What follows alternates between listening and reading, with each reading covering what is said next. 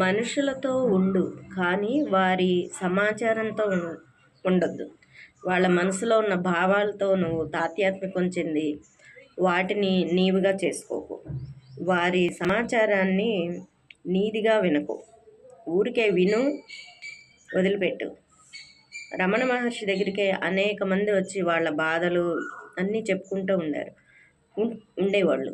ఒక గోడకి ఎలా చెప్తే ఎలా ఉంటుందో రియాక్షన్, ఆయన రియాక్షన్ కూడా అలాగే ఉండేది. నువ్వు తాధ్యాత్మికం చెందొద్దు. నువ్వు నేర్చుకున్న వాటిని చెప్పు.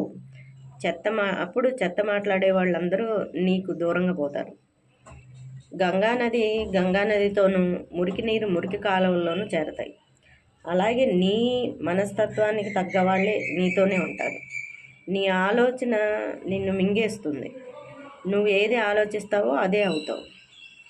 నిన్ను పరేషాన్ చేసేది నీ ఆలోచనే. నిన్ను విముక్తి చేసేది కూడా నీ ఆలోచనే. నీ ఆలోచన చేసే విధానాన్ని బట్టి నీ మనసు డిస్టర్బెన్స్ అనేది ఉంటుంది. కత్తి గాయం మాసిపోతుంది శరీరం మీద ఎవరైనా గాయం చేస్తే. అదే మాట గాయం నీకు ఎన్నో సంవత్సరాలైనా అలాగే ఉంటుంది.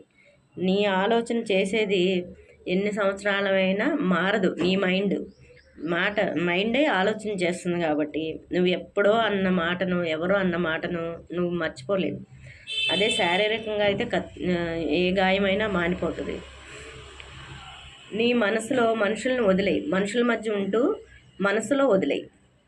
వాళ్ళని మనసులో మొయ్యొద్దు. పొగడాలంటే ఎదుటివారిని నీకంటే ఎక్కువ చేయాలి. తిట్టాలంటే, నిందించాలంటే నీకంటే వాళ్ళని తక్కువ చేయాలి.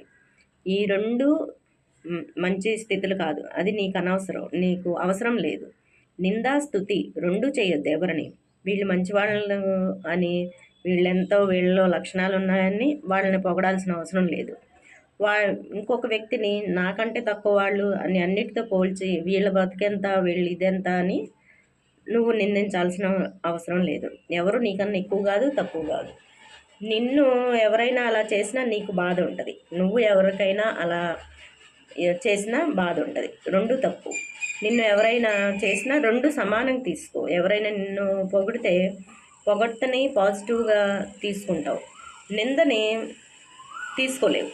నింద పొగడ్త సమానంగా తీసుకున్నప్పుడే నీకు స్థితప్రజ్ఞత వచ్చినట్టు. ఎవరైనా పొగుడుతున్నప్పుడు అది నాకు సంబంధించి, నేను అంత గొప్పవాడిని కాదని నువ్వు తెలుసుకో. ఎవరైనా తిట్టినప్పుడు కూడా వాళ్ళ అభిప్రాయం ప్రకారం తిడుతున్నారు, కానీ అది నువ్వు కాదని తెలుసుకో.